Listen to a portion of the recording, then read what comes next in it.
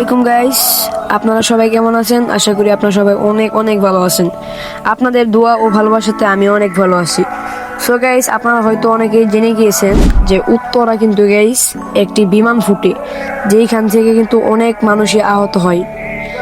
এটা কিন্তু আশা করি অনেকেই জানেন, তাও আমি জানাই দিলাম। এদের জন্য কিন্তু গাইস আপনারা সবাই দোয়া করবেন, আল্লাহ যেহেতু তাদেরকে জান্নাতবাসী করে।